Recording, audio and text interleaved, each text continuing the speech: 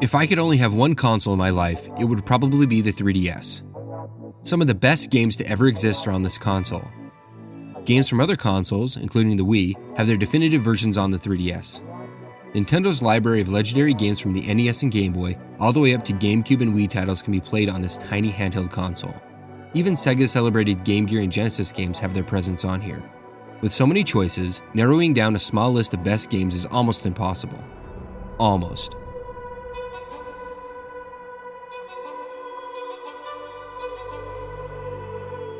The 3DS has been my anchor while traveling away from home for work. I know that if I have my 3DS, I'll be set. While coming back from a long trip on the East Coast, I put in The Legend of Zelda: A Link Between Worlds and started to play through it for a second time. Granted, it had been a while since I'd done my first playthrough, so I was unfamiliar with how to progress. During the flight, we hit some severe winter weather.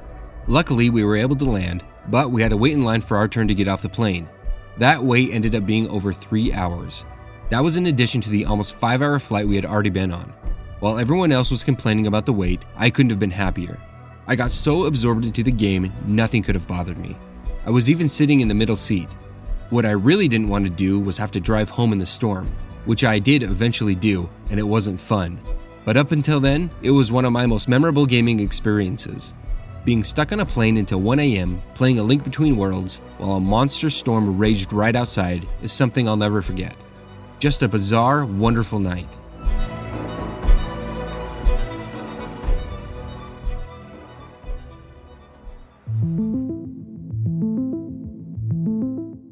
I skipped some of the most significant games to have ever been made because my family went with the PlayStation over the N64. I never had a chance to play any of those pivotal and groundbreaking games from that generation. I still to this day have never played the majority of Mario 64. Another one that I always felt guilty about never playing was Ocarina of Time. It's heralded as one of the best games ever made. Because of this, I had always been intimidated by it. What if I didn't care for it? I mean, I absolutely love the Legend of Zelda series. What if I didn't like the best game in the series that's known as the best game ever? I skirted around it for a really long time. It wasn't until I had a flight home from Phoenix, Arizona that I felt the pull to play this game for the first time. I had always packed it around with my 3DS just in case I had the urge to play it. Well, that time came in 2016. While sitting on a plane, I decided to pop it in. I went in knowing nothing about it. I hadn't heard about the story, music, or the controls. I was surprised to find out that there wasn't a jump button, which really shouldn't have surprised me. There's quite a few Zelda games that don't have a jump button. While playing through the first area, I didn't like it. It felt slow and confining. I hated that I couldn't leave. Nothing makes me less patient than when I don't know what to do to progress. But it really wasn't that hard. It's not that big of an area. I ended up beating the boss in the Deku Tree and was able to leave. Then the game really opened up and I had a great time exploring it. Ocarina of Time 3D took me quite a while to play through.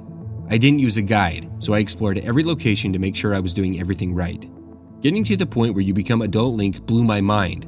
I thought I was close to the end of the game when that happened. I had no idea it was really just beginning. After I had finished that initial playthrough, I immediately played through it again. I loved it. The sound effects and music hit me with the nostalgia, and I didn't play through it all that long ago. After playing through the 3D version again, I decided to play through the original game on the N64. I know there are fans of it, but I really don't think it's as good. I prefer it on the 3DS. It's the definitive version of the game. It's crazy that the best official version of Ocarina of Time is on the 3DS. That's amazing.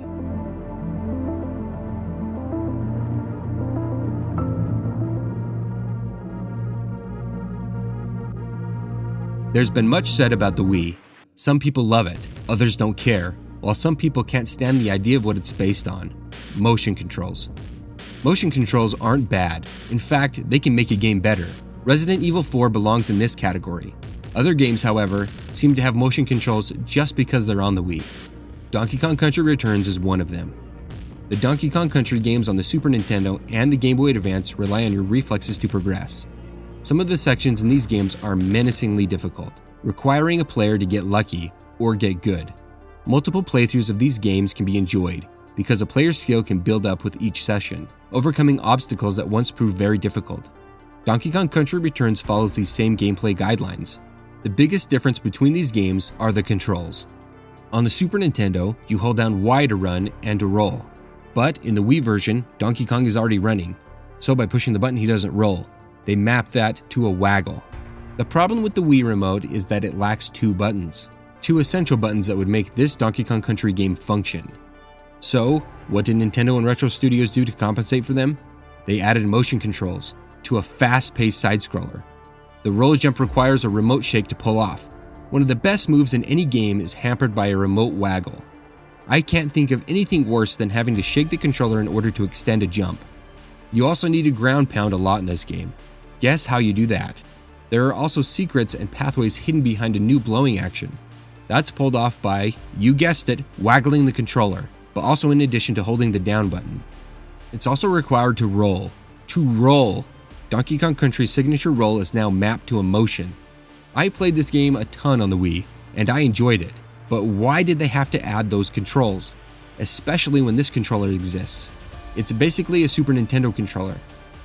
However, that's not where this game's legacy ends.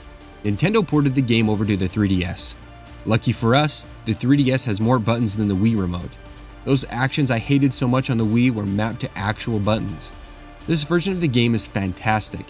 It looks good, controls extremely well, and adds extra levels. It's by far the definitive version of this game. Best of all, it's portable. I've played through the 3DS game way more than the Wii version. Being able to play it in almost the same way as the original games made it so much more fun. I say almost because with this control setup, you need to use the shoulder buttons for some actions. In my opinion, it's not a big deal. This game, like A Link Between Worlds, has entertained me through countless hours of sitting in airports and soaring above the earth. It's a real joy to play.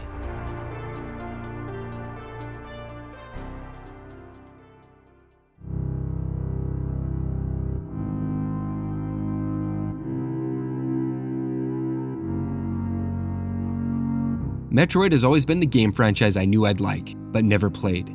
It stayed on the fringes while I delved into other games. I knew they were good games. I had heard plenty of people say they were, but I felt intimidated by them. I had this idea in my head that it was all an underground maze that you had to get perfectly right, or get lost forever.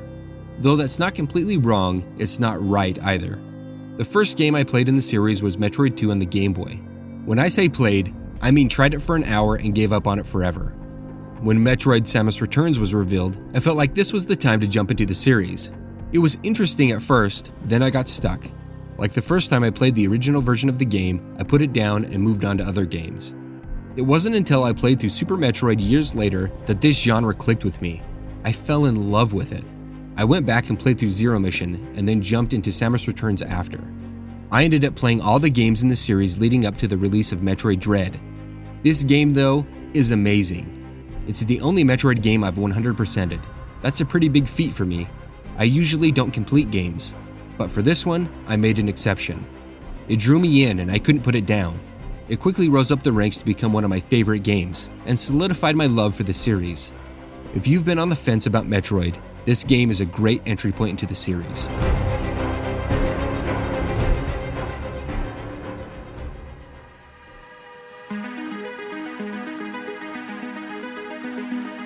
The first game I played on the 3DS was Super Mario 3D Land. The name is a throwback to the first Mario game on the Game Boy, which is called Super Mario Land. Super Mario 3D Land was developed as a cross between 2D and 3D Mario games. 2D, in that you navigate Mario in a somewhat single direction to the end goal, which is usually a flagpole like in the original Super Mario Bros. 3D, because it's a 3D platformer, but that's not the only reason why it has 3D in the title. Because it's on the 3DS, this game can be played in actual 3D. 3D Land is one of the best games that uses the 3D effect. And I have to say it, this game was meant to be played with the 3D on. It really does help you judge where you need to land when jumping or falling from a platform. It's quite amazing how it really gives you a sense of height. I even get that same feeling in my stomach that I get when I ride roller coasters. It's amazing. 3D Land feels like it was built around the use of the 3D effect to give these type of experiences, which was a great thing because that's the 3DS's whole namesake. This game brought a fresh new take on Mario while staying true to his roots. The power-ups are all the familiar power-ups we've seen in earlier games. The mushroom and flower are back. It wouldn't be a 2D Mario game if they weren't. It also brings back the Tanuki suit from Super Mario Bros. 3. You can tail whip enemies with the suit, but Mario can't fly this time around. I'm not sure why they chose to bring back this power-up, then take away the key element that made it great. Even without the flight ability, it's still the best power-up in the game. The game was very well received by critics and players. It became the game to get when you got a 3DS. I know it's the reason I was interested in picking one up. I played this game everywhere I went for quite a while. Even after beating it, I would start it back up again. I haven't heard much about it lately. Maybe that's because most people's focus is on the Switch. But it really should be celebrated alongside the other great Mario games. It's an extremely well-designed Mario game.